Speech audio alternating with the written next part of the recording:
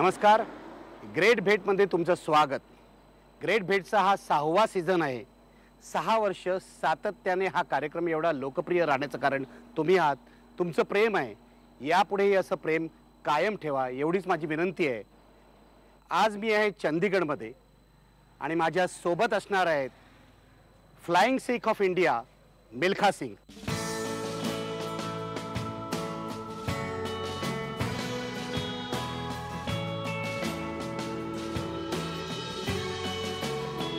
मी आता काही क्षणातच मिल्खा सिंग यांना भेटणार आहे.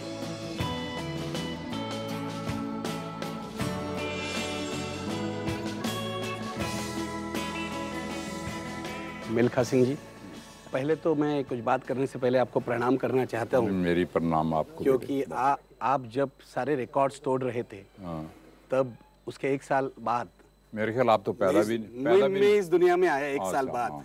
मेरी उम्र आज 55 है. तो मैं बिल्कुल आपको प्रणाम करना चाहता हूँ क्योंकि बचपन से ही आपसे प्रेरणा लिए हम लोगों ने. मैं जब 3-4 साल का था मेरे पिताजी ने एक फोटो लगाया था अपने घर में. अच्छा.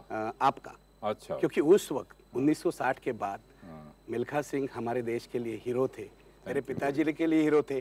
तो पूरा बचपन आपकी कहानियां सुनते हुए गया है. तो बिल्कुल मैं प्रणाम करना चाहता हूँ, श्रद्धापूर्वक प्रणाम करना चाहता हूँ. Thank you very much. बहुत. और आपने ये समय हमारे मुझे इस बात की खुशी है कि आप लोग चंडीगढ़ आए हैं और मेरे घर में आए हैं. मैं इस बात पे खुश हूँ. ये महाराष्ट्र के जो लोग हैं आप पर पिछले 50 साल से बहुत प्यार करते हैं. मैं भी उनको प्यार करता हूँ. महाराष्ट्र से मेरे बहुत ताल्लुकात हैं क्योंकि बॉम्बे में मैंने ट्रेन किया अपने आप को, पूना में ट्रेन किया है, नागपुर में, जहाँ जहाँ ये आपके चीज़ें हैं तो मैं वहाँ पे अब ट्रेनिंग करता रहा हूँ. तो मुझे भी बहुत प्यार है महाराष्ट्र से, कोई ऐसी बात नहीं. सर मैं आपको पूछना चाहता हूँ, आपको तो पूरा देश जानता है पिछले 50 सालों से, लेकिन अभी वापस एक बार आपका नाम पूरे देश में गूंज रहा है एक फिल्म के पृष्ठभूमि पर. भाग मिल्खा भाग जो फिल्म है वो बहुत ही पॉपुलर हो गई है, हिट हो गई है. मुझे आपसे पहला सवाल ये पूछना है, क्या इस फिल्म के बाद वापस आपकी ज़िंदगी बदल गई है? बात ये है कि जो मेरे ज़माने के लोग हैं जो 80 के आसपास हैं या 80 से ऊपर हैं, वो तो जानते हैं कि मिल्खा सिंह किस मुश्किलात से निकल के यहाँ पहुँचा है. मगर जो आजकल की जनरेशन है जो 60 साल से नीचे हैं, उन लोगों को ये नहीं मालूम कि मिल्खा सिंह बना तो कैसे बना, किस आग में से मिल्खा सिंह निकला. जी. तो ये जो फिल्म बनाई है इन्होंने, मुझे इस बात की खुशी है कि मिल्खा सिंह को इन्होंने दोबारा अमर कर दिया है. अमर का मतलब ये होता है कि मिल्खा सिंह का नाम हमेशा के लिए ज़िंदा रहेगा. तो ये एक बहुत बड़ी चीज़ थी. और ये जो फिल्म बनाई है इन लोगों ने, फिल्म बनाने से पहले इन्होंने मेरी जो स्टोरी थी, जो मैंने ऑटोबायोग्राफी लिखी थी पंजाबी के अंदर, ये 35 साल पहले आपने लिखी थी? 40 साल पहले. 40 साल पहले. 40 साल पहले जो लिखी थी, तो इन बॉलीवुड वालों ने ये चीज़ पढ़ी. ये जब पढ़ी तो इनको पता चला कि ये तो इस मिल्खा सिंह के ऊपर तो एक फ़िल्म बन सकती है बहुत अच्छी. तो अब बात ये है कि मैं हमेशा ये कहता हूँ कि 1960 से पहले जो मैंने फ़िल्म देख ली वो देख ली, मगर 60 के बाद मैंने कोई फ़िल्म नहीं देखी. एक भी फिल्म नहीं देखी? एक भी फिल्म नहीं देखी मैंने 60 के बाद. हमारे ज़माने में राज कपूर हुआ करता था, देवानंद हुआ करता था, अशोक कुमार हुआ करता था, दिलीप साहब हुआ, दिलीप कुमार हुआ करते थे. फिर लता मंगेशकर थी गाने वाली, मोहम्मद रफ़ी था गाने वाला. तो इन लोगों को, किशोर कुमार था, इन लोगों को तो मैं सुनता आया हूँ सारा. और ये लोग मेरे से मिलते भी रहे. राज कपूर वगैरह जब मैं बॉम्बे में दौड़ता था तो मेरी रेस देखने के लिए आते थे. तो मैं आपको ये बताना चाहता हूँ कि ये इस फिल्म का फ़ैसला जो किया है इसको देने के लिए, स्पेशली राकेश मेहरा को देने के लिए, ये मेरे बेटे का और मेरी बेटी का फ़ैसला था. क्योंकि यहाँ कम से कम 4-5 डायरेक्टर बॉम्बे से यहाँ पे आए और उन्होंने काफ़ी पैसा भी मुझे ऑफ़र किया. किसी ने कहा जी 50 लाख दे देंगे, किसी ने कहा करोड़ दे दूंगा, किसी ने कहा 1.5 करोड़ दे दूंगा स्टोरी का. तो मैं तो फिल्म, मैंने आपको बताया कि 60 के बाद फिल्म ही मैंने कोई नहीं देखी. मगर 60 के बाद की फिल्म जो देखता आया, मेरा बेटा देखता आया. तो ये जीव मिल्खा सिंह का और मेरी बेटी का फैसला था, क्योंकि उन्होंने रंग दे बसंती ये फिल्म देखी. तो रंग दे बसंती मेरे बेटे को बहुत अच्छी लगी और मेरे बेटे ने मुझे कहा कि पापा अगर हमने स्टोरी देनी है तो राकेश मेहरा को देनी है और देनी भी 1 रुपए के अंदर है। 1 रुपया के अंदर? 1 रुपए के अंदर। तो ये बहुत बड़ी बात थी। फरहान अख्तर ने काम किया, ditto copy of Milkha Singh. लोग सारी दुनिया में आप ये ऐसे ही थे आपके ऐसे जवानी में? बिल्कुल यही था जो इसने बॉडी बनाई है। क्योंकि मैं बॉम्बे जाता रहा हूँ, इसको बताता रहा हूँ कि मेरा स्टाइल क्या था दौड़ने का। फिर मैंने इसको बताया कि मैं कितनी सैंड रनिंग करता था, कितनी हिल रनिंग करता था, कितनी वेट ट्रेनिंग करता था। ये सारी चीज़ें मैंने इसको एक्सप्लेन की। तो इस लड़के ने बिल्कुल वही चीज़, बदन वही, बॉडी वही बनाई, बाल जो थे सिर पे जो जूड़ा था वही बनाया इसने। लोग इतना अप्रिशिएट कर रहे हैं, कहते हैं कि ditto copy of Milkha Singh बनाया यार, कमाल कर दिया। और जिस लड़की ने, वो दिव्या दत्ता है, जिसने जो काम किया सिस्टर का, उसने भी रोल जो कमाल किया है, उसने जो रोल किया सिस्टर का, रुला दिया लोगों को उसने। आपकी सिस्टर ऐसे ही थी? बिल्कुल मेरी सिस्टर ऐसे थी। सर लेकिन मैं एक बात समझ नहीं पाया। हाँ। आज के ज़माने में लोग पैसे के पीछे दौड़ते हैं। हाँ। लेकिन आपने जो रॉयल्टी ली है वो सिर्फ 1 रुपए की 1 रॉयल्टी रुपए ली। ली।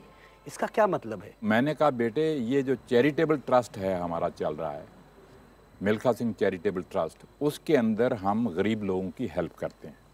उनको दवाइयों की ज़रूरत है, उनको इंजेक्शन की ज़रूरत है। उसके अलावा जो गरीब बच्चियाँ हैं उनकी मैरिजेज में हेल्प करते हैं। उसके अलावा जो स्पोर्ट्समैन मर जाते हैं, जो स्टेट लेवल पे कोई मर जाता है या कोई जाके नेशनल लेवल पे मर जाता है, उसके बच्चे रह जाते हैं, उनकी हेल्प करनी है। अगर कोई स्पोर्ट्समैन बीमार पड़ा हुआ उसकी हेल्प करनी है। तो सारी चीज़ें इसी ट्रस्ट में से होती हैं। तो मैंने तो ये कह दिया था उनको, मैंने कहा अगर इस मूवी से कोई प्रॉफिट होगा, आप समझते हैं कुछ, तो आप इस ट्रस्ट को जो भी आप देना चाहेंगे दे देना, वो ये ठीक है। तो ये प्रॉफिट का एक हिस्सा इस ट्रस्ट में जाए? इस ट्रस्ट में जाए। तो वो मैंने कह रखा है, बिकॉज मैं अब 2 साल हूँ, अब 83-84 में जा रहा हूँ। तो ये कोई ऐसी ये नहीं है कि मैं ज़िंदगी भर यहाँ बैठा रहूँगा।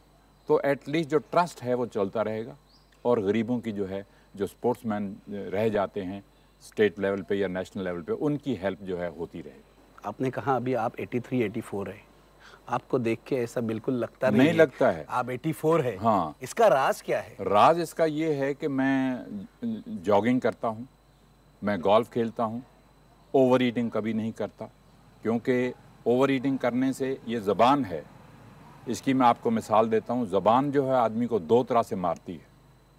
एक तो बोलने में, अगर आप किसी से बुरा बोलोगे तो मार खाओगे। एक खाने में, क्योंकि ज़बान जो है ये टेस्ट है सिर्फ। उसके बाद नीचे जो है ये स्टोर है। अगर ये स्टोर आप इसके अंदर ज़्यादा चीज़ डालेंगे तो गैस बनेगी, और कई बीमारियां आपको लगेंगी, हार्ट ट्रबल होगी, शुगर होगी, बहुत सी चीज़ें होती हैं इससे, पेट से ही बीमारियां सारी लगती हैं। तो मैं हमेशा ये एडवाइस करता हूँ लोगों को, जितना खाना ज़रूरी है उतनी एक्सरसाइज ज़रूरी है। अगर आप एक्सरसाइज कर लेते हो तो जो मर्जी खाओ पियो, आपको कुछ होने वाला नहीं। जितना खाओगे उतना एक्सरसाइज करना चाहिए। लोग कह रहे हैं मिल्खा सिंह हमारे देश के लिए एक मिसाल बने हुए हैं। लेकिन मुझे आपको ले जाना है आपके बचपन में अभी, क्योंकि ये पूरी कहानी फिल्म में लोगों ने देखी है, लेकिन आपके मुंह से वो सुनना चाहते हैं क्या सच है, क्या सच नहीं है, फिल्म में क्या फिक्शन है, क्या सच है। मुझे आपको ले जाना है आपके बचपन में, आपके गाँव में, जो गाँव पाकिस्तान में था। देखो, बात ये है कि बचपन जब भी याद आता है तो वो मैं समझता हूँ कि ये वो चीज़ तो मुझे मरते दम तक नहीं भूल सकती। जिन लोगों ने पार्टीशन देखी है वो लोग समझते हैं कि कितनी तकलीफ़ें उन लोगों को पेश आईं। अब जैसे आपने गांव की बात पूछी, तो मैं बताता हूँ आपको, हमारा गांव एक पिछड़ा हुआ एरिया में था, बहुत बैकवर्ड एरिया में। अभी जो पाकिस्तान में जो है, वहाँ कौन से अखबार जाते हैं या कोई चीज़, एक अफवाह उठी कि जी इंडिया और पाकिस्तान बन रहा है। अब आप ये सोचो कि जो आदमी हल चला के रोटी खाता है उसको क्या मतलब है इंडिया और पाकिस्तान से। उनको पता ही नहीं था कि इंडिया और पाकिस्तान का मतलब क्या है। इंडिया तो एक ही है, मगर अब इंडिया और पाकिस्तान बन रहा है, ये क्या चीज़ें हो रही हैं। अनपढ़ लोग हैं वो सारे, उनको मालूम ही नहीं इस चीज़ के बारे में। हमारे 2 वहाँ पे सरदार और हिंदुओं के गांव थे, और उन गांवों के आसपास जो पड़ोसी मुसलमान के गांव थे वो हमें नहीं मारना चाहते थे। वो तो ये था कि गाड़ियाँ यहाँ से कटी हुई जा रही थी, वहाँ से गाड़ियाँ कटी हुई आ रही थी।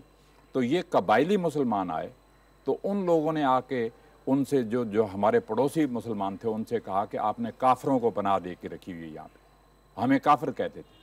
मगर वो कहते थे नहीं, ये हमारे भाई हैं, हम इनको कुछ नहीं कहें। तो जब ये बात आई कि भाई आप अगर रहना चाहते हो यहाँ पे मुसलमान बन जाओ और सुनते करा लो, जैसे होता है आपको मालूम है सारी चीज़, तो हम आपको अलाउ कर देंगे यहाँ रहने के लिए। तो वो हमारा जो नंबरदार था उसने जाके गुरुद्वारा में, सब औरतें बंद की हुई थी और गुरुद्वारे में ही रात को जब मीटिंग होती थी तो उन्होंने कहा जी हम ऐसा काम करने के लिए तैयार नहीं, हम अपना मज़हब नहीं बदलेंगे, मरना हमें मंजूर है मगर मज़हब नहीं बदलेंगे। तो वो जो था, ये सारा जो सिलसिला छिड़ा, जो बाहर के मुसलमान आए उन लोगों ने ही उस गांव को आकर तबाह किया और मारा, और गरीब आदमी मारे गए, कम से कम 4-5 हज़ार आदमी वहाँ मारा गया, और सबकी लाशें वहाँ पे पड़ी हुई थी। कुत्ते और गिरजें जो थीं वो लाशें खा रहे थे, और 3-4 दिन के बाद इतनी बदबू आ रही थी वहाँ गाँव से कि वहाँ गाँव के पास जाने का किसी का ये नहीं। ये गरीब आदमियों के साथ हुआ। बड़े बड़े आदमी तो निकल के यहाँ से भी चले गए और वहाँ से भी आ गए, मगर गरीब आदमी जो था वो मारा गया। सर आप बिल्कुल सही कह रहे हैं, जब दंगा होता है तो पहला नुकसान तो गरीबों का ही होता है। तो इसलिए जब भी हम, मुझे मालूम है कि वहाँ से आए, और आपने गांव की बात पूछी, जब इस दंगे में आपके पिताजी और सब मारे गए, मेरे पिताजी मारे गए, मेरी माँ मारी गई, मेरे भाई मारे गए, मेरे भाइयों की सारा परिवार मारा गया, मेरी बहनें मारी गई वहाँ पे। आपकी उम्र क्या थी तो उस वक्त? मैं 15-16 साल का था। मैंने गलियों के अंदर पहरा दिया हुआ, तलवार लेके, नंगी तलवार लेके गली के अंदर खड़ा करते थे वो। तो वो चीज़ें सामने जो आंखों के हुई वो कभी भूल ही नहीं सकते आप। जिस आदमी को कोई गली मोहल्ले में नहीं जानता, नाम कोई नहीं जानता, और एकदम आदमी का नाम 500 आदमी के सामने आ जाए तो वो आदमी कहता है ये कोई चीज़ है। तो मिल्खा सिंह के लिए दौड़ तो कोई भी चीज़ नहीं थी, कुछ भी नहीं था। दौड़ते तो आप बचपन से ही थे? बचपन से थे। और दूसरा मैं समझता था कि ये तो इसमें मशहूरी हो सकती है, तो ये तो मेरे लिए बड़ी मामूली चीज़ है।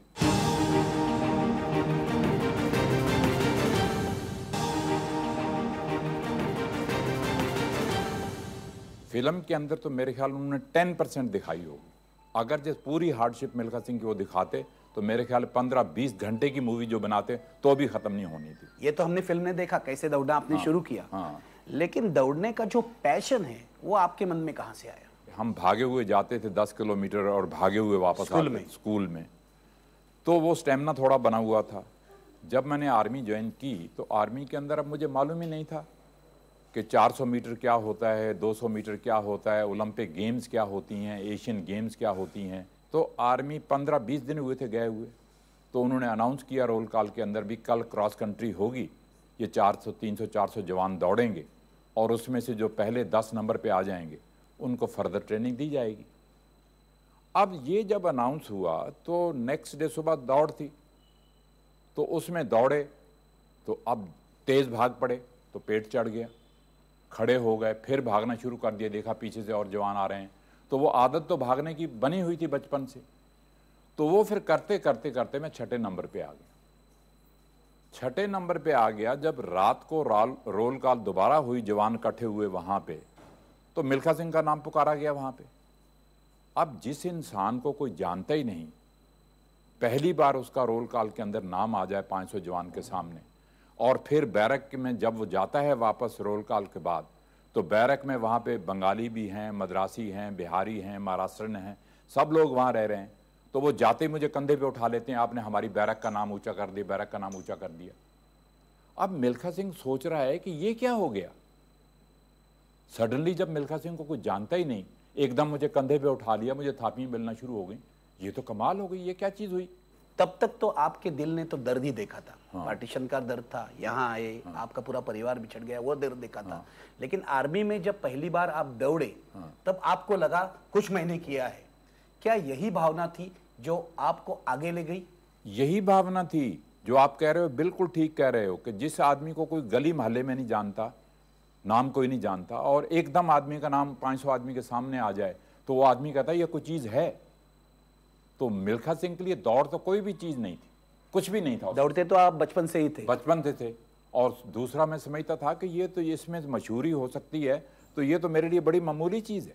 जब मैंने इतनी तकलीफ़ें देखी हैं ज़िंदगी के अंदर, तो ये दौड़ तो कुछ भी नहीं थी मेरे लिए। तो ये सारा क्रेडिट जो है आर्मी को जाता है। उन्होंने मिल्खा सिंह को ढूंढा और वो आगे लाए, और आज हिंदुस्तान का नाम सारी दुनिया में है। मिल्खा सिंह का नाम सारी दुनिया में है, तो इसका क्रेडिट जो है वो आर्मी को जाता है। मिल्खा सिंह तो 24 घंटे तैयार रहता था। अगर आज इन्विटेशन आ गया है रशिया से दौड़ना है तो मिल्खा सिंह तैयार है। आज अमेरिका से इन्विटेशन आ गया है, मिल्खा सिंह तैयार है, दौड़ना है, तैयार है। आजकल के बच्चे जो है कहते हैं जी ऑफ सीज़न है, 2 महीने ट्रेनिंग करने के बाद कह देते हैं जी ऑफ सीज़न है। मैं 12 महीने ट्रेनिंग करता था।